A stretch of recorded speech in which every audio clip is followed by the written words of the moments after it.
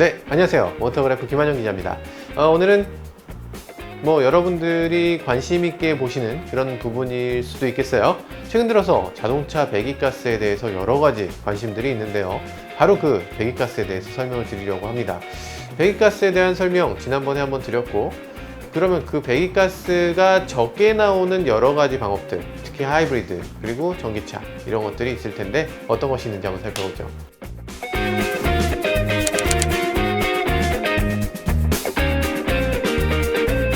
가솔린 자동차를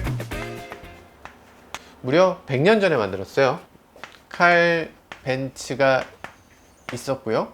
오토 사이클이라고 우리가 말하는 오토라는 양반이 있었죠. 오토라는 사람의 밑에는 두 사람이 유명한 사람이 있었는데요. 고틀립 다임러와 그 유명한 마이바흐가 있었습니다. 대단하죠. 이런 대단한 사람들이 있었어요. 다임러가 마이바흐가 이제 오토씨의 밑에서 엔진을 열심히 만드는 그런 조수였던 거죠.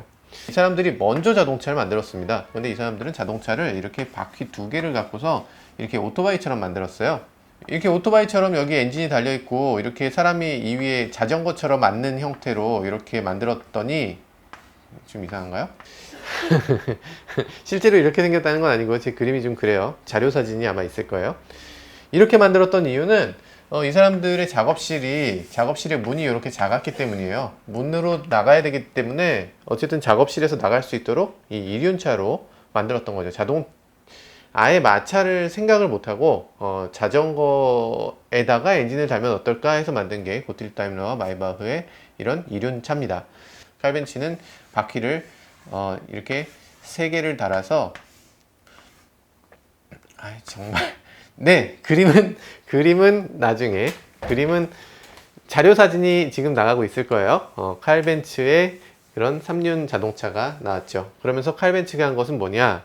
자동차라는 것 자체를 특허를 내버렸어요.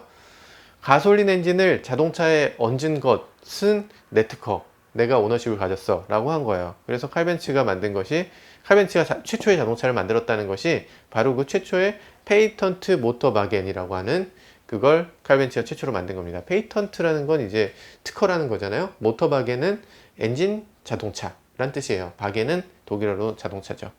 전기자동차의 시대를 이제 가솔린 자동차가 바로 만든 거냐면 그렇지는 않고, 미국은 그 특허를 피해가기 위해서 전기자동차를 계속 발전시켰어요. 그래서 미국에서는 계속 전기자동차가 나왔고, 독일에서는 가솔린 자동차가 나왔고, 그리고 프랑스에서도 바로 이어서 가솔린 자동차가 나오게 됩니다. 세월이 흐르고 이제 전기차 시대가 언젠간 오겠죠. 전기차로 꼭 가야 되는 이유는 근원적인 에너지거든요. 이 세상에 근원적인 에너지가 몇 가지 없어요. 그 중에 하나가 전기입니다. 많은 분들이 이제 우려를 합니다. 가솔린 자동차도 가솔린 태우는 거고, 이 전기차에 들어가는 전기도 결국에는 화력 발전으로 만드는 거라며, 그럼 결국에는 가솔린 자동차하고 똑같은 양의 CO2를 배출하는 거잖아.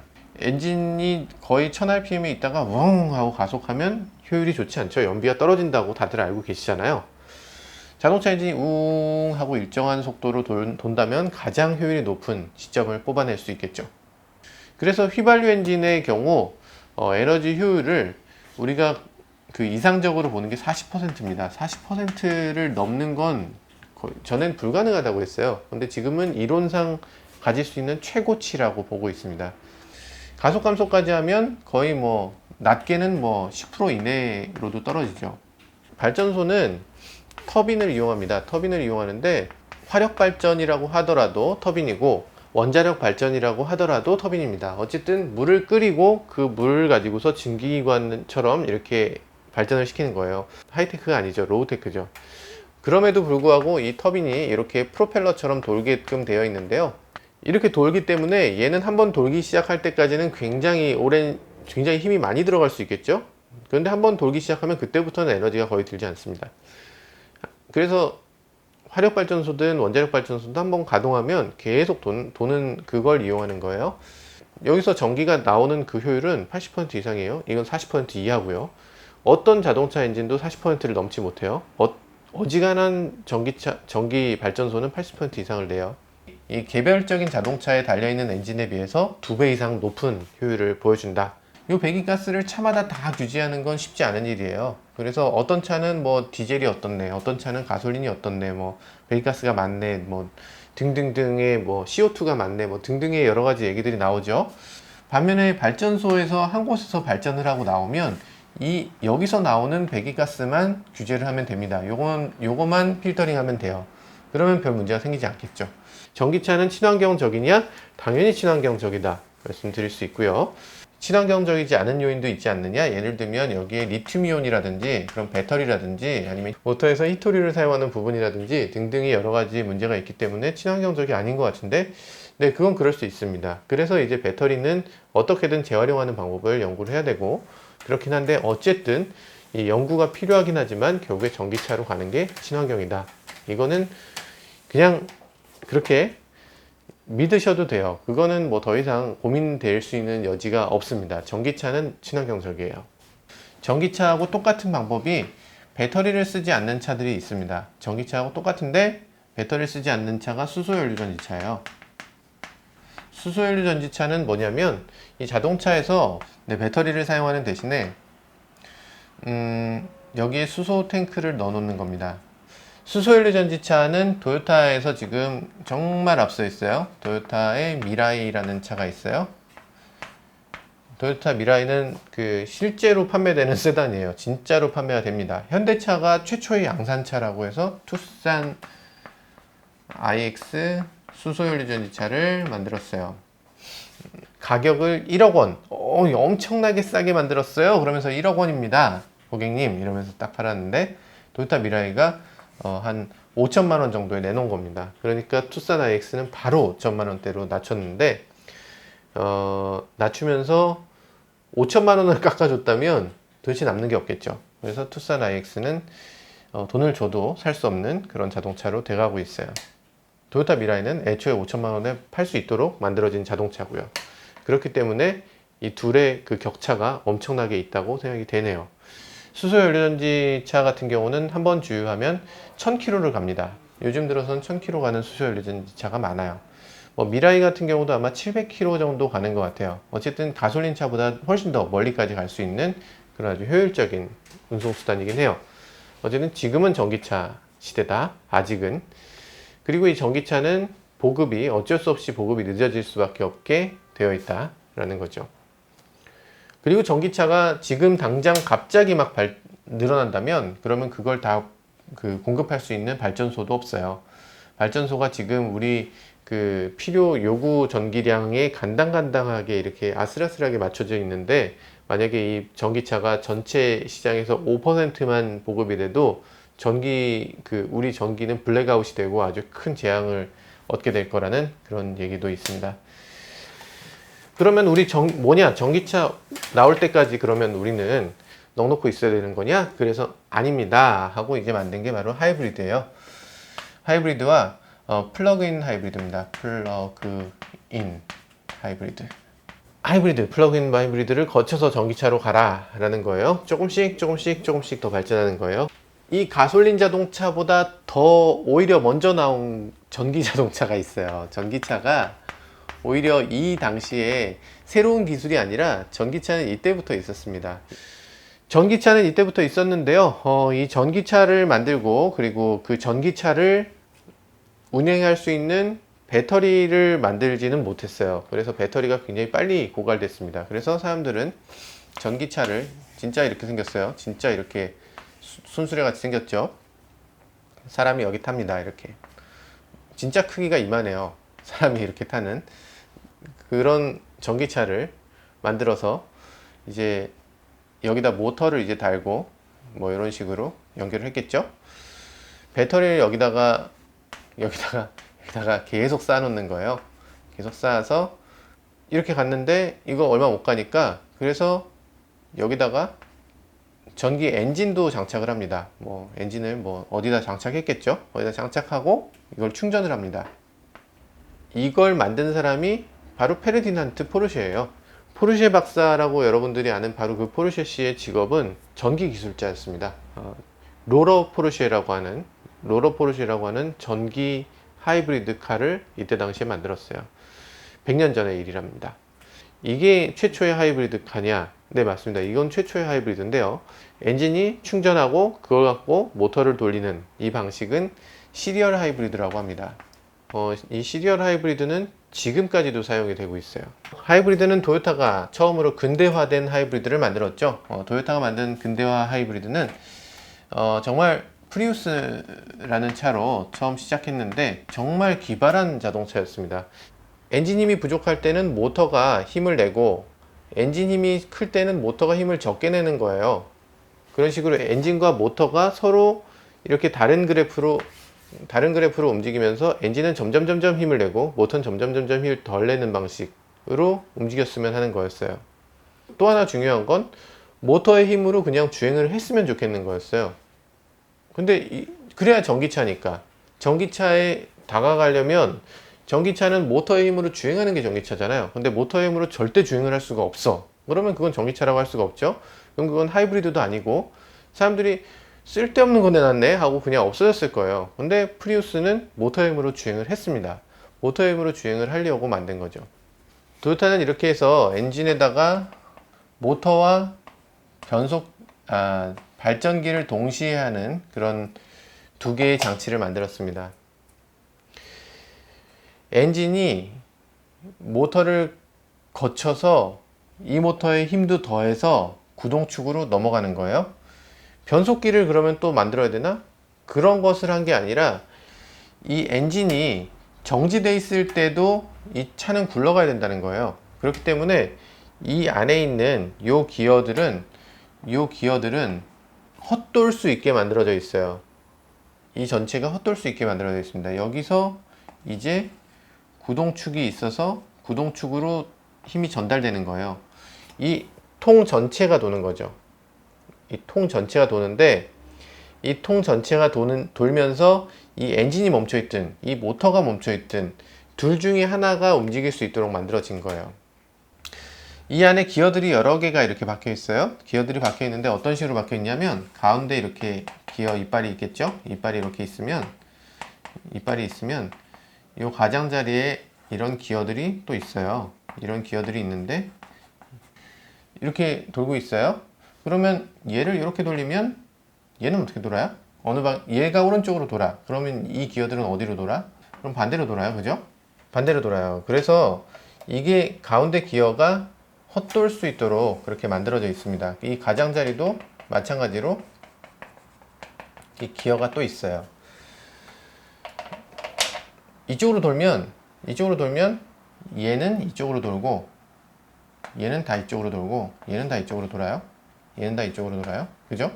다 이쪽으로 돌아요. 그죠? 이 가장자리 기어는 어떻게 돌아요? 그쵸? 얘랑 똑같이 오른쪽으로 돕니다. 그래서 얻어진 건 뭐냐면 엔진은 이제 낮은 RPM에서 출력을 못 내죠. 그때도 전기 모터는 강한 출력을 낼 수가 있어요. 전기 모터는 켜지는 순간부터 높은 출력이 있기 때문에 엔진이 애킨슨 사이클 같은 경우는 초반에 출력이 더 없다고 아까 말씀드렸죠. 애킨슨을 사용하면 그 자체로 연비가 크게 올라갑니다. 10% 정도 올라간다고 해요. 애킨슨만 넣어도 연비가 올라가는데 거기서 그걸 이제 전기 모터를 갖고서 극복하는 거죠. 그래서 낮은 RPM에서 전기 모터로 출발할 수 있게 되는 겁니다. 그리고 프리우스는 전기 모터를 이용해서 주행을 하기 때문에 사람들한테 굉장히 첨단 이미지를 줄 수 있었고, 그리고 이 두 가지를 아주 교묘하게 잘 섞었어요. 이 모터하고 이 엔진하고가 서로 섞이는 느낌이 굉장히 자연스러웠습니다. 프리우스 충격의 현대차는 그 부랴부랴 하이브리드를 만들었는데 아반떼 하이브리드라는 걸 만들었습니다. 이거는 토요타를 따라한 혼다를 따라한 거예요. 그러면 엔진에서 트랜스미션 그리고 바퀴 이렇게 가는 요 사이에다가 모터를 넣은 거예요.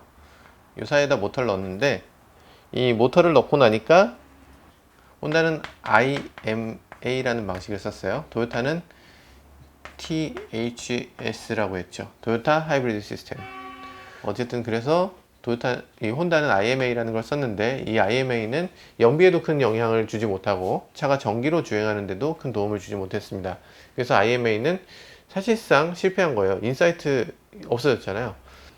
하이브리드가 아니라 뭔가 다른 형태의 조금 연비를 도와주는 그런 역할을 지금은 하는 기술을 말합니다. 어쨌든 혼다의 이 방식을 현대차도 그대로 베꼈습니다. 아반떼라든지 베꼈다?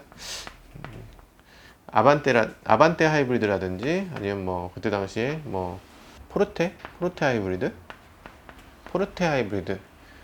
이후에 현대차는 전기 모터로 주행이 가능해야지, 그래야지 풀 하이브리드지, 그게 안 되면 풀 하이브리드가 아니야 라고 해서 요 엔진과 이 전기 모터 사이에 클러치를 장착합니다. 클러치라는 건 이게 붙었다 떨어졌다 하는 거잖아요. 이게 떨어져 있게 합니다. 떨어져 있으면 이 전기 모터로 주행할 수가 있겠네, 요걸 돌려서 요 트랜스미션을 돌려서 요 차를 주행할 수가 있네 라는 거예요. 뭐 되긴 되죠. 되긴 되는데 뭔가 세련된 느낌은 아니잖아요. 그게 이제 YF 하이브리드였습니다. YF 하이브리드가 그런 아이디어로 만들어졌고, 지금은 LF 하이브리드인데 LF 하이브리드도 마찬가지로 비슷한 아이디어입니다. 대신에 트랜스미션이 DCT로 바뀌었고, 그리고 엔진이 GDI로 바뀌어서 연비가 조금 좋아졌죠. 어쨌든 그래서 지금의 LF 하이브리드는 정말 구식이에요. 뭔가 좀 세련되지 못한 그런 하이브리드 시스템을 갖고 있는데도 연비가 굉장히 좋습니다. 지금의 LF 하이브리드는 정말 놀라운 수준에 올라섰어요. 거기에 아이오닉이나 뭐 니로 같은 경우는 이 엔진의 효율을 40%까지 올렸습니다. 이 40%라는 엔진 효율을 갖고 있는 차는 거의 없는데, 프리우스 지금 4세대 프리우스랑 이 차만 있어요. 방식은 비록 쿠시지만 어쨌든 해냈다, 이런 느낌이 들어요. 최근 들어서 도요타는 여러 가지로 시도를 하고 있어요. 그 중에서 E4라는 게 있습니다. E4라는 하이브리드 시스템이 있는데, 기존까지 하이브리드는 오로지 그 앞바퀴에 있는 이 CVT를 이용한 이런 하이브리드만 작동을 했었죠. 근데 지금은 그런 건 아니고요. 여기 엔진이 있고, 여기 모터가 있고, 그리고 여기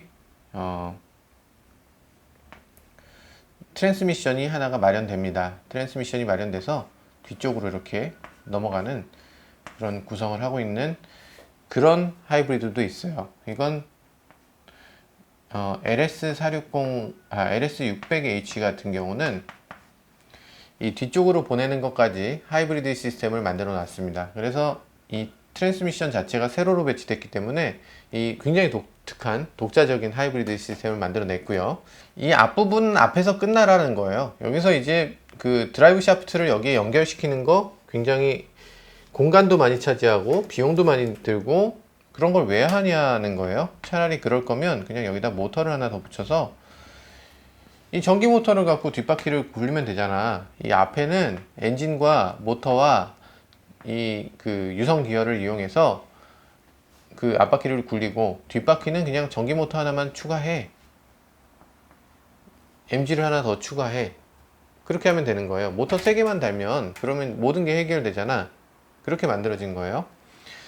그래서 뒷바퀴를 굴리는 뒷바퀴 전용 모터를 사용해서 뒷바퀴는 오로지 전기 모터의 힘으로만 돌고, 앞바퀴는 전기 모터와 엔진의 힘으로 돌도록 하는 그런 시스템이 E4입니다. E4. 전기를 이용한 사륜구동 시스템이라고 할 수 있어요. 그 EAWD E4 시스템은 도요타, 렉서스에 일찌감치 달려나왔어요. 렉서스가 미국에서 진짜 선풍적인 인기를 끌었던 바로 그 렉서스 RX라고 하는 그 SUV에서 RX400H부터입니다. RX400H부터 이렇게 됐는데, E4가 적용되기 시작했는데, 그 경우는 이제 굉장히 그 반응도 좋고 여러 가지로 사람들한테 인기를 끌었던 자동차가 됐죠. 요즘 들어서 어쨌든 많은 메이커들이 그 도요타, 렉서스를 많이 따라하고 있고요. 그래서 그 중에서 이렇게 E4 같은 경우는 굉장히 도요타에서도 많은 자동차에 점점 적용을 늘려가고 있고, 많은 메이커들이 또 따라하는 부분이기도 합니다. 이 프리우스가 처음 나올 때만 해도 사람들은 하이브리드에 대한 개념도 없었지만, 이 하이브리드를 어떤 식으로 사용하면 좋을까에 대한 생각이 연비가 좋은 차를 만든다 해서 그쳤어요. 근데 도요타는 어떻게 했냐면, 그런 하이브리드를 우리 좀 럭셔리카에 넣으면 좋지 않겠냐? 라고 생각한 거예요. 럭셔리 차에 하이브리드를 넣으면 어떻게 되나? 자동차를 만드는데 럭셔리카에서 가장 중요한 건 뭐였죠? 소음과 진동을 잡는 거였어요. 소음이 안 들리는 차를 만드는 게 이 토요타 렉서스의 어떤 궁극적인 목표 중에 하나였는데, 하이브리드를 더해 보니까 엔진이 켜지지 않고 모터 힘만으로 주행이 가능해서 엔진 소리, 굉장히 거슬리는 그런 엔진 소리와 진동, 엔진의 진동을 전혀 느끼지 않고 차가 주행이 가능한 거예요. LS450H라고 하는 최고급 자동차를 LS600H라고 하는 더욱더 고급 자동차로 만들어낸 거죠. 소리가 전혀 나지 않는 그런 고급 자동차를 토요타는 하이브리드로 만들어냈습니다. GS라는 차도 만들었어요. GS 300H 이런 차들도, GS는 스포츠 세단으로 만들어진 차입니다. 스포츠 세단인데 거기에 하이브리드를 더해서 더욱더 강력하게 만들 수 있지 않겠나 라고 해서 토요타는 하이브리드를 온갖 데에 다 사용했습니다. 퍼포먼스, 경제성, 정숙성, 이런 다양한 분야에 다 사용할 수 있는 그런 기술이라고 생각을 했던 거죠. 그래서 많은 메이커들이 그렇게 따라했습니다. 그리고 또 이 하이브리드를 스포츠카에 적용하는 게 바람직하다고 생각해서 BMW도 액티브 하이브리드라는 말을 써요. 볼보도 있고요. 터보 차저를 붙이고, 그리고 이 T8 같은 경우는 플러스 전기 모터를 붙이는 거예요. 하이브리드입니다. 페라리의 최고 끝판왕이라고 할 수 있는 라페라리도 하이브리드 시스템이에요. 그러면 포르쉐의 최고봉인 포르쉐 918도 사실은 하이브리드입니다. 결국엔 다 하이브리드예요. 하이브리드 시스템이 엔진을 그대로 놓고 엔진이 갈 수 있는 끝이 거의 도달했거든요. 이제 엔진 성능을 더 높이는 거는 거의 한계에 도달했어요. 근데 전기 모터는 아직도 얼마든지 출력을 높일 수 있으니까 그 전기 모터를 이용해서 출력을 더 높이는 그런 시스템들이 계속 나오고 있습니다. 포르쉐 918도 그렇지만 포르쉐 미션 2 이런 것들도 나올 거고요. 다양한 방법으로 이제 하이브리드를 더 접하게 됩니다. 하이브리드는 그러니까 경제성, 고급차, 퍼포먼스카, 슈퍼카까지 이 하이브리드 시스템이 도입되는 거죠. 네, 실제로 저는 이 하이브리드 차도 많이 운전해 보곤 하는데요. 이 하이브리드 차 여러 가지 장점들이 있는데 그 중에서 굉장히 좀 이런 거는 생각 못했다 이런 장점도 있긴 해요. 예를 들면 하이브리드 차는 여름철에 굉장히 시원합니다. 그러니까 하이브리드가 대부분의 그런 유압을 사용하던 모든 것들이 다 전동화되어 있는데 그 중에서 하나가 에어컨이에요. 그래서 그러다 보니까 차가 막히는 길에 가다 보면, 올림픽대로나 이런 데서 막히는 길에 가다 보면 엔진 시동이 그렇게 빨리 돌지 않거든요. 그렇게 빨리 돌지 않으면 차가 굉장히 더워집니다. 어지간한 자동차는 더워져요. 굉장히 고급차면 모르겠는데. 그래서 그렇게 더운 경우가 생기는데 하이브리드는 엔진 시동을 아예 안 걸고 전기 모터만 가지고서 그 에어컨을 돌리기 때문에 굉장히 시원한 그런 실내를 또 자랑합니다. 굉장히 시원하고, 그리고 또 브레이크 같은 경우도 이 브레이크를 조금만 밟으면 브레이크 패드가 브레이크를 건드리질 않아요. 브레이크 패드가 꼼짝도 하지 않습니다. 충전만 해요. 충전하는 힘으로도 차를 세울 수가 있는 거죠. 좀 세게 밟으면 그럼 그때서야 이제 브레이크 패드가 동작해요. 브레이크 패드가 디스크를 딱 잡아서 그래서 차를 세우게 되는 거죠. 그렇게 되기 때문에 그 어지간한 도로에서는 브레이크 패드가 덜 사용되고요. 그러다 보니까 하이브리드 시스템을 갖춘 자동차들은 브레이크를 덜 교체해도 됩니다. 브레이크 패드의 교체 주기가 굉장히 길어요. 브레이크 패드를 교체 안 한다는 건 브레이크 액도 교체할 이 빈도가 줄어든다는 거고요. 그리고 페이드라든지 그런 어떤 위태로운 상황에 빠지는 경우도 더 줄어든다는 거예요. 큰일은 아니지만 어쨌든 그런 아주 사소한 그런 이득도 조금씩은 있는 거예요. 네, 지금까지 굉장히 이것저것 두서없이 여러 가지를 설명하다 보니까 정신이 하나도 없으실지도 모르겠어요. 저도 사실 좀 정신이 없습니다. 이거 하나씩 구분해서 이렇게 말씀드리면 좋을 것 같은데 신 PD가 자꾸만 이걸 한꺼번에 얘기를 하라고 해서 한꺼번에 간략하게 말씀을 드렸고요. 나머지 더 구체적인 시스템들, 뭐 플러그인 하이브리드는 어떻게 되고, 전기차는 어떻게 되고, 뭐 THS는 어떻게 되고, 이런 구체적인 얘기에 대해서는 다음 편에서 또 천천히 또 다뤄보도록 하죠. 우리가 정말 중요하게 봐야 되는 것은 이 하이브리드 시스템이 반드시 우리 사회에서 필요한 존재고요. 그리고 이 하이브리드가 점점 더 이 영향을 키워나갈 것이라는 게 분명하다는 겁니다. 현대차도 이런 하이브리드 시스템을 잘 만들어내고 있고요. 전 세계에서 모든 자동차 메이커들이 어떤 도요타한테 조금은 신세를 진 면이 있다고 이렇게 생각도 됩니다. 어쨌든 지금 우리나라에서는 아직은 기름값이 조금 낮다는 이유 때문에 또 하이브리드의 인기가 또 조금 더 줄어든 면도 있다고 하는데요. 사실은 당장 몇 개월간만 볼 게 아니고 굉장히 긴 시간을 봐야 되고, 그러다 보면 하이브리드의 장점이 또 굉장히 많다는 것도 알게 될 겁니다. 하이브리드의 장점에 대해서는 다음번에 한번 더 구체적으로 한번 다뤄보도록 하죠. 어쨌든 이 도요타 그리고 이 하이브리드 시스템의 미래는 굉장히 밝은 것 같고, 그리고 이 전기차로 갈 때까지는 굉장히 큰 역할을 하게 될 것 같습니다. 지금까지 오토그래프 김한영 기자였습니다.